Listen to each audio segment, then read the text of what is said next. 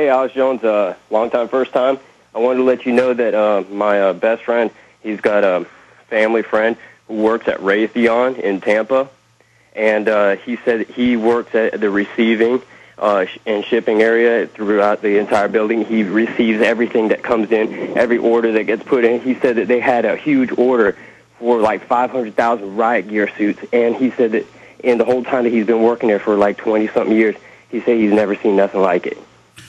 Well, that's not just your buddy at Raytheon, because we can't confirm that, but I believe you.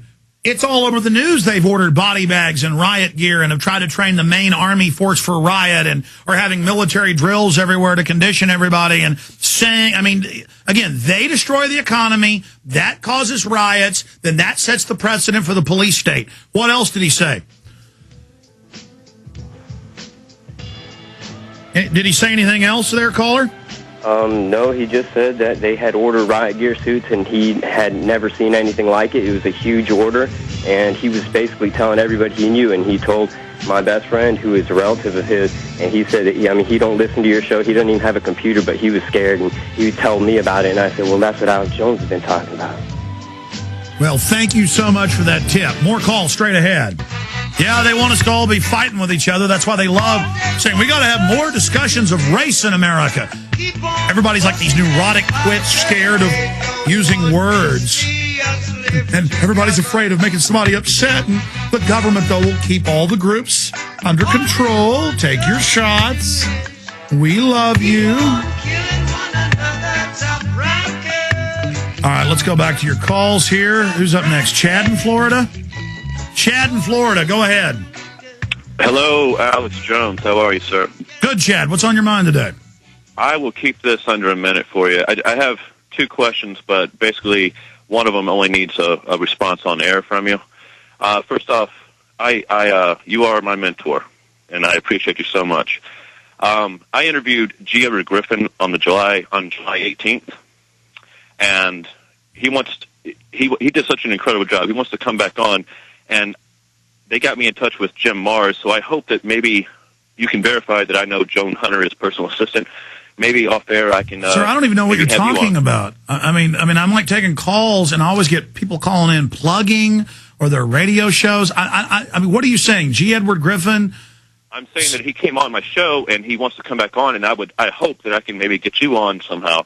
My question was about NLE 09. Mm-hmm. And do you think, just like with before 9/11, do you think, I mean, is your spidey sense up with this one about, could this be, and the swine flu be them actually going for it all this time? Okay, listen, I appreciate your call. I'm not trying to be mean. I can't seem to break this habit of taking 1 or 2 calls an hour when I could take hundreds an hour. I mean, unlimited calls. And there's so many great callers I want to get on that have important tips and info to cover. Plus, I'm a loudmouth, blowhard, and I need to shut up. Yes, my spidey sense is off the chart. Not about NLE 09. That's just the feds testing the total takeover with foreign troops. That intellectually and historically is off the charts, very upsetting. But the way they're hyping this flu that's super weak, that's clearly man-made, though, and digging the mass graves and getting ready, I said that back in March, even before April, and now they're saying get ready for forced inoculations and setting up emergency tents and troops, even in Austin at Camp Mabry. I went over there a few days ago and confirmed that. I mean, they're getting ready for something big as a political cover for the banking takeover and the water takeover and the carbon tax takeover and the hate speech takeover and the just all of it's happening right now. Yes, my spidey sense is off the charts upset. Okay? And we've all got a sixth sense, but mine is intellectual and also in my gut, and it's off the chart right now. And everybody else is freaking out, saying, I'm worried, I don't want to take the shot, something's going on, I'm worried. And they're getting ready to make a move. Obama's approval rating's dropping. The establishment needed him to get their agenda through, and they're going to stage something. Get ready. Just absolutely. As for me coming on your radio show, I have never been this busy. I'm behind doing a book. I got to finish the new Obama film.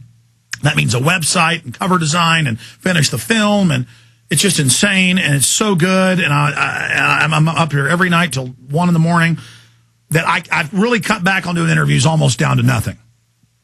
Okay? And so I will do interviews coming up in October. Folks can contact the producers. That's how you do it, is you contact them. Because the producer slash publicist slash whatever you want to call it. Now, that was 4 minutes with that caller. I'll never get anything done. It's just insane. Let's go ahead and talk to Casey in New York. Go ahead, Casey. Hey, how's it going, Alex?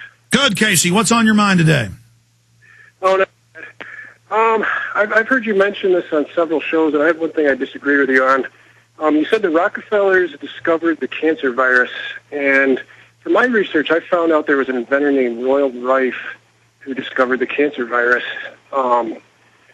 using his high-end optics, and actually the Rockefellers stole those ideas from the inventor himself.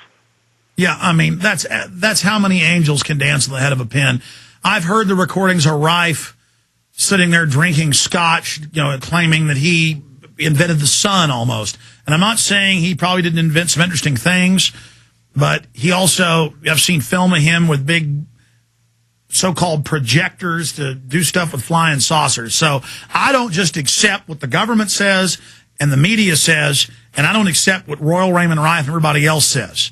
I'm saying the Rockefellers Foundation, in this research I did from declassified university studies, they, in the 20s, funded the research and discovered that most cancer was viral, and then they started vaccine programs and cancer research and treatment facilities, putting it in the vaccines, and then they make the money off of you when you die from the cancer.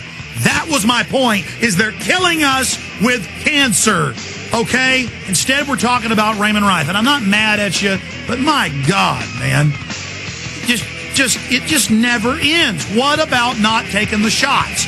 That was my issue, that they're giving us cancer.